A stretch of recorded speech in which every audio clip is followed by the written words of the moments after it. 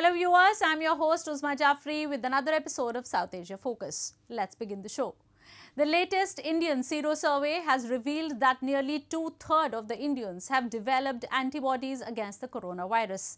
And while the country is consistently endeavoring to ramp up the vaccine production and its inoculation, it is also taking several measures, including exclusive women booths to community radio stations to debunk the vaccine hesitancy. Meanwhile, its Himalayan neighbor Nepal has rolled out single-dose Johnson & Johnson vaccine. The vulnerables will be jabbed first, followed by the adult population.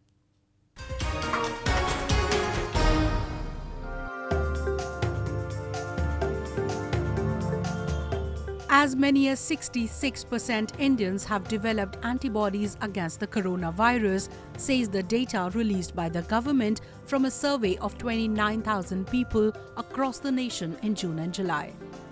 The fourth National Serum Survey, that also included children aged between 6 and 17 for the first time, also revealed that 50% of them were seropositive.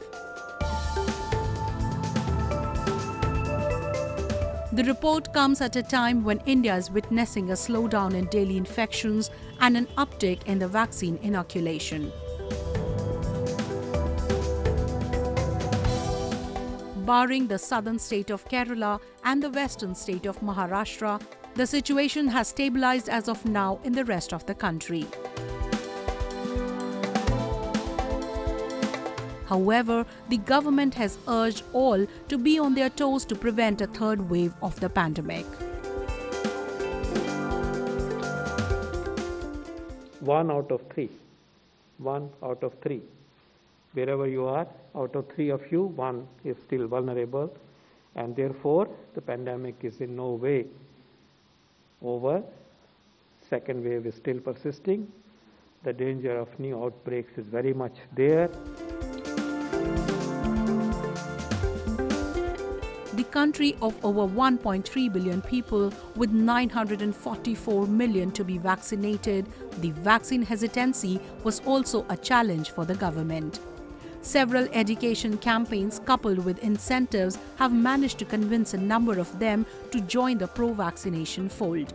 The government is also setting up a system where the conventional Indian women do not hesitate to get the jab. A pink booth in the northern Jammu and Kashmir is on those lines. Individuals too have joined in the fight to keep the pandemic at bay. A community radio station in India's northern Haryana state is working to debunk coronavirus misinformation and ease concerns about vaccination over its airwaves.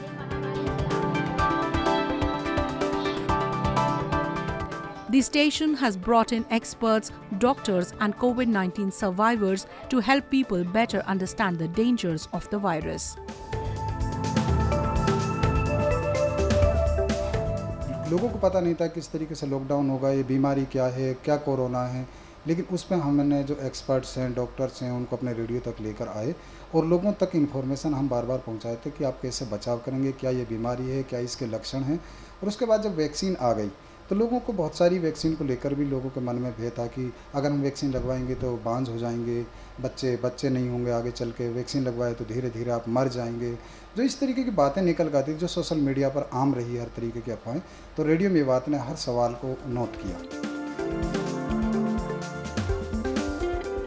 India aims to inoculate its entire adult population by December end this year and has so far administered over 420 million doses, highest by any democratic country where the data has been shared transparently. Meanwhile, its Himalayan neighbor Nepal has rolled out Johnson & Johnson's single-shot vaccine. Kathmandu has received 1.5 million Johnson & Johnson vaccine doses through COVAX, the international vaccine sharing arrangement. अब खुसी त ठिकै हो, धेरै पनि हैन ठिकै हो, तर अब जस त्यो कोरोनाको यस्तो महामारी छ, अब जस त्यसबाट चाहिँ बचिन्छ भन्ने आशा लागिरहेको छ। अब चाहिँ अलिक ढुक्क छु भनौँ न, खोप लगाएपछि। the country has decided to inoculate more vulnerable people first, including the differently abled people, refugees and sanitation workers. The Johnson & Johnson is the third vaccine to be approved in the country after Kathmandu cleared India-manufactured Covishield and China's Verocell. Moving on. Pakistan has been meting out atrocities on people of illegally occupied territories of POK and Gilgit-Baltistan. And while a brazen exploitation and plunder was on for the past 7 decades, it is now carrying out human rights violations with impunity. Anybody who dissents is subject to intimidation and arrests. Recently, people held protests against the establishment for framing 2 human rights activists and putting them behind bars for merely questioning indiscriminate presence of the army in the region. If you're wondering where these people's fundamental rights are, well, they don't exist at all.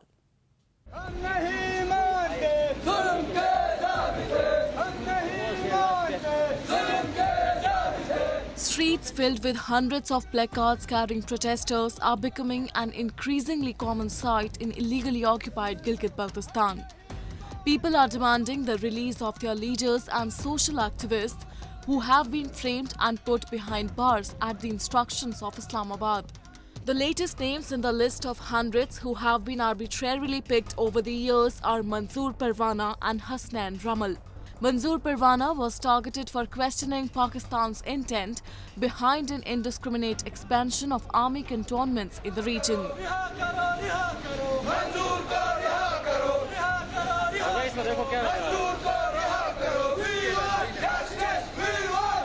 कभी हसनैन रमल को गिरफ्तार करे, कभी मंजूर परवाना को, कभी किसी और को, कभी किसी और को।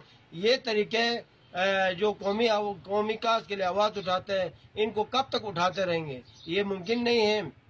इसलिए हुकूमत पाकिस्तान के इदारों को अपनी पॉलिसियों में तब्दीली लाना होगा, वरना हम इनकी तबाही बर्बादी और इन जो जालिम जाबिर कुव्वतें हैं जो जाबराना फैसले करते हैं, नाइंसाफियाँ करते हैं, सहूलतकारियाँ करते हैं, इन सब के लिए हम फिर बच्चों को लेके दोनों हाथ उठा के दुआएं करेंगे, आमाल करेंगे कि इनकी तबाही बर्बादी हो।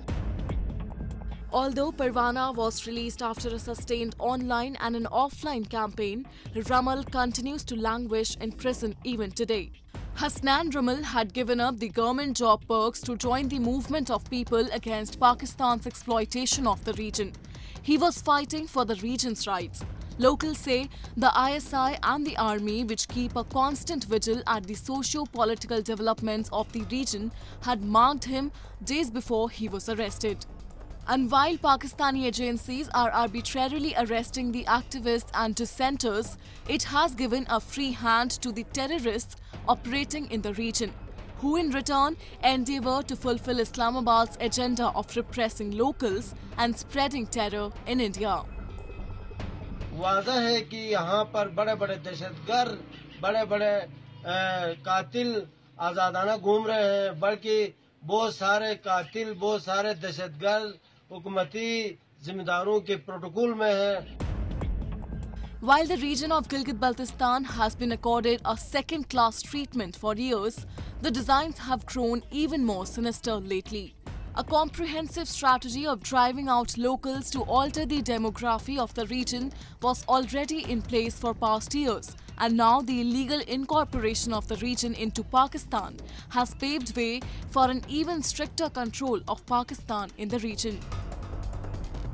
मेरे इस लूट मार को जारी रखने के लिए मुझे 74 साल से आईनी हुकूक से महरूम लटका के रखा गया है। मेरी हक हाकिमियत पर ढाका, मेरी हक मिल्कियत पर ढाका सिर्फ गिलगित-बल्तिस्तान के वसाइल को लूटने के लिए।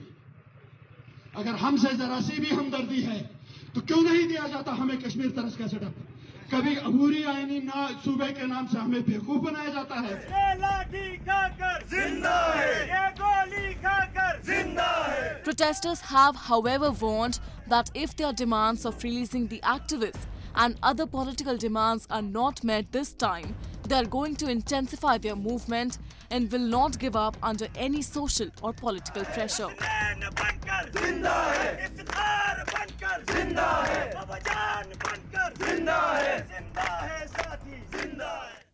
Moving on, the security situation in Afghanistan is not just worsening, it is collapsing. While the Afghan National Army has barely put up a fight, the Taliban are capturing large swaths of territories at an unprecedented pace. Almost all the US troops, barring those protecting their embassy and the airport, have left the country. Kabul and the international community have urged for a ceasefire, but that seems highly unlikely in the current scenario when the Taliban are under the impression that they are close to achieving their mission of ruling the country once again. سمع الله لمن حمده الله أكبر الله أكبر.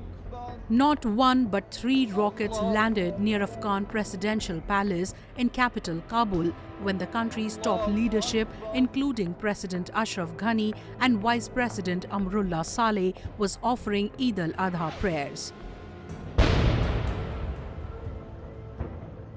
While no rocket landed inside the compound and everybody remained unhurt, this Taliban dare has rung alarm bells and have triggered fear all around.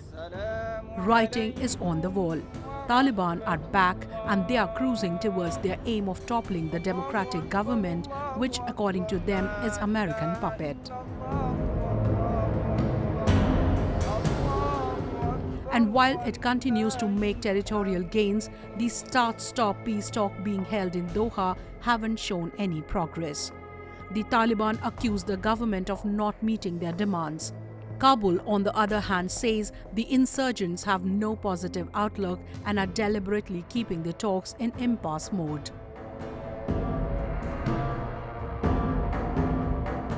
President Ashraf Ghani lambasted the militant organization for not showing any willingness to improve the situation in the country. He even regretted his government's decision of releasing 5,000 Taliban prisoners as a goodwill gesture to go ahead with the peace negotiations. The international community, which according to the experts has failed people and the government of Afghanistan, has urged the insurgents to hold a ceasefire. 15 diplomatic missions and the NATO representative in Kabul joined hands to urge the Taliban to halt military offensives across Afghanistan. Kabul says it has reached out to the Taliban despite being criticized at different levels because all it wants is peace and stability. از مصیبت ادامه جنگ مردم افغانستان در گوشه‌های مختلف کشور رنج میبرند. امروز در چندین ولایت افغانستان جنگ با شدت دوام دارد. اما سوال شما این خواهد بود که جنگ با شدت دوام داره، شما میرین درباره صلح گپ میزنین. بله، چون جنگ با شدت دوام داره، چون این جنگ تنها امروز نیست، 42 سال است که در این کشور ما ادامه داشته و صدها هزار نفر قربانی از مردم ما گرفته، باید ما کوشش خود برای تامین صلح بکنیم. 95% of US troops have already left the country and the remaining 5 will leave by 31st August, the rescheduled date of complete withdrawal. Experts have speculated that the Taliban will capture the entire country in 6 months of US departure. The pace of their current progress can make it happen even before that.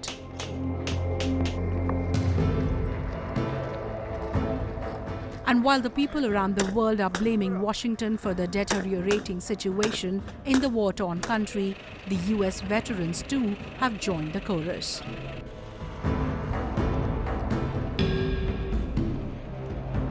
"100% we lost the war. I mean, the Taliban already taken over one of the major passes like this week and getting money from this choke point of Tajikistan.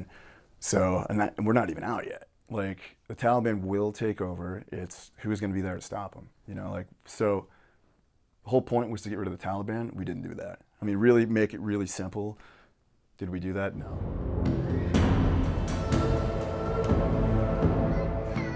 The Taliban return is going to be catastrophic. People fear their lives and livelihood. Hundreds of thousands of them have already left their homes to save their lives. The UN Refugee Agency estimates 270,000 Afghans have been displaced inside the country since January, bringing the number of people forced from their homes to more than 3.5 million. And international support is what Afghanistan seeks and is in need of.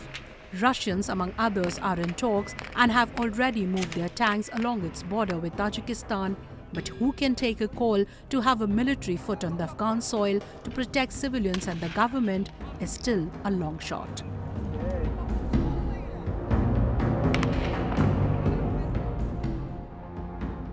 And now in our section of Asia this week, the stories from across the continent that made news this week.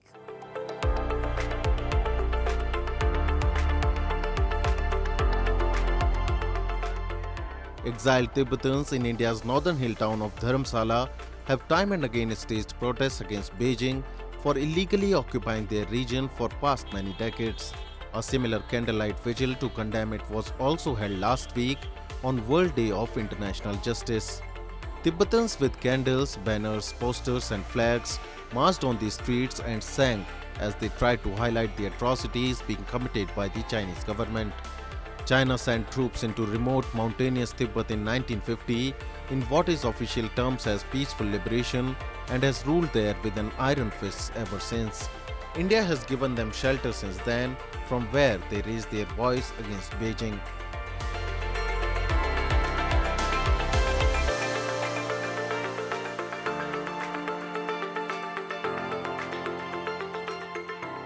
Yokohama is a beautiful city that attracts visitors from around the world. Located at a 30-minute distance from Tokyo Station, it can also be reached through train from Haneda Airport. Tourists enjoy various events and exciting recreational facilities in Yokohama throughout the year. Despite COVID-19 pandemic, the city has developed another major attraction. From April, Yokohama City started operation of Yokohama Air Cabin. This is the first ropeway setting in city area. 世界でも珍しいと思うんですけれども、リチウムイオンバッテリーを積み込んでおりまして、それに伴いまして冷房装置というのがついております。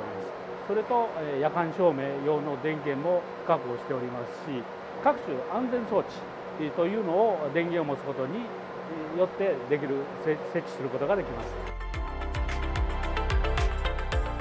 Yokohama Air Cabin carries passengers from landside Sakurgi station to the harbour area back and forth. The rope covers a distance of 630 meters, one way on a height of 40 meters.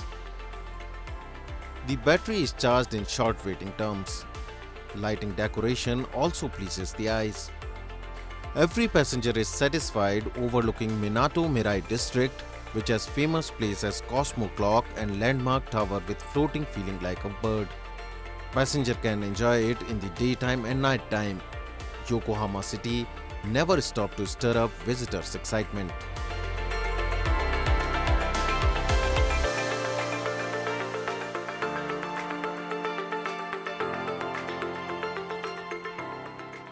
Okutama town is located at the northwestern tip of Tokyo.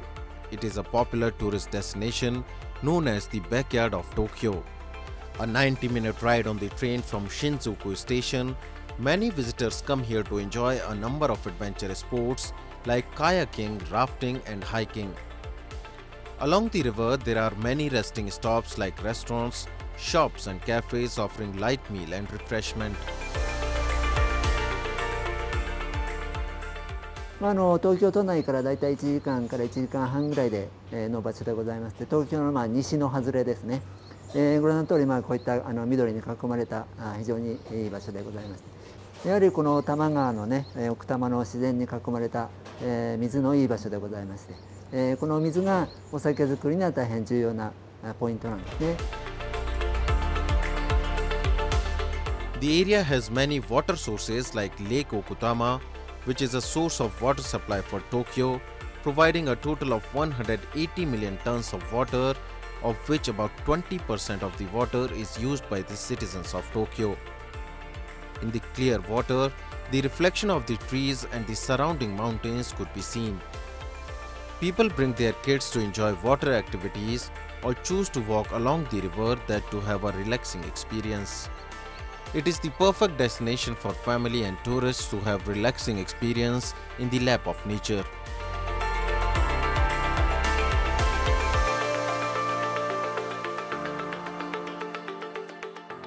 Moving on to our culture section, Muslims across South Asia and the world celebrated Eid al-Adha, a major Islamic festival marked by mass congregations and feasting. This festival of joy is believed to bring peace as people let go of past grudges and make meaningful connections with one another. The festival, which otherwise is marked with great fanfare, was a low-key affair this year due to prevailing COVID fear. The festival of Eid al-Adha brings along with it teachings of sacrifice, love, dedication and belief. As part of the celebrations, people dress up in new clothes and head out of their homes early in the morning to offer prayers, sacrifice an animal, usually a goat or a sheep, and feast with family and friends. In India's capital New Delhi, devotees prayed at the iconic Jama Masjid, Asia's largest mosque, on the occasion. To prevent overcrowding, entry was restricted at the mosque and only people living in the mosque complex were allowed to offer prayers. जामे मस्जिद जो पूरी तरह भरी रहती थी, बाहर भी हज़ारों लोग हुआ करते थे। हमने भी यही तय किया कि हमें भी इसको एहतियात रखनी है और एक मिसाल पेश करनी है और दूसरों को मैसेज भी देना है कि जामे मस्जिद को आम नमाजियों के लिए बंद रखकर सिर्फ वही लोग नमाज अदा करें जामे मस्जिद में रहते हैं, जामे मस्जिद कम्प्लेक्स में। तो आज भी यहाँ तकरीबन 15-20 लोगों ने ही ईद उल अज़हा की नमाज अदा की। Pakistan's Karachi city was soaked in festive spirits as the city celebrated the festival with grandeur. People celebrated the festival with mass prayers, animal sacrifice and exchange of greetings. With the spread of the coronavirus Delta variant reaching alarming levels in Asia, congregations at mosque and prayer grounds were asked to strictly follow COVID-19 protocols. इस्लाम में तो इंसान को डर खौफ रखना ही नहीं चाहिए, लेकिन कोरोना की हिफाजती तदाबीर है उसको अमल करना चाहिए, मास्क लगा के रखना चाहिए, सैनिटाइज़र वगैरह रखना चाहिए। अभी जिस तरह बता रहा है कि मुल्की हालात में कोरोना की चौथी लहर बहुत तेज़ी से आ रही है तो लोग काफ़ी अमवात हो रही हैं, तो बेहतर है कि आप अपने घर में रहें, अपने बच्चों को और अपने घर में सेफ्टी इख्तियार करें, मास्क वगैरह पहन, अगर बाहर जाएँ तो मास्क वगैरह पहन के जाएँ, सैनिटाइज़र इस्तेमाल करें। और बाकी ये है कि आवाम को हुकूमत का साथ देना चाहिए। इस मामले में हर वक्त जो है इंसान को कोई रिस्क नहीं लेना चाहिए क्योंकि ज़िंदगी जो मौत वो अल्लाह ताला के हाथ में है, लेकिन आपको सेफ्टी भी रखनी चाहिए। In Bangladesh, a large number of people traveled to their hometowns and native villages to celebrate Eid al-Adha. Authorities in Bangladesh hit a pause on the lockdown measures to facilitate people travelling home to celebrate the festival. Meanwhile, India and Bangladesh border forces exchanged sweets in India's eastern border town of Fulbari in West Bengal state as they followed the tradition of presenting each other with sweets on key festivals. आज के दिन ईद का त्यौहार है, Eid festival है, उसमें हम लोगों ने बांग्लादेश बॉर्डर गार्डिंग फोर्स को मिठाई दे करके पूरे बीजीबी को और बांग्लादेशियों को शुभकामनाएं दी है। According to religious beliefs, the festival also coincides with the anniversary of the day when the Quran was declared complete and therefore many Muslims undertake Hajj, an important annual Islamic pilgrimage to the holy city of Mecca in Saudi Arabia. The festival of Eid al-Adha symbolizes our willingness to give up and sacrifice our dear belongings and to strengthen ties of friendship and help those in need. With that, we come to the end of this week's episode. See you next week. Goodbye and take care.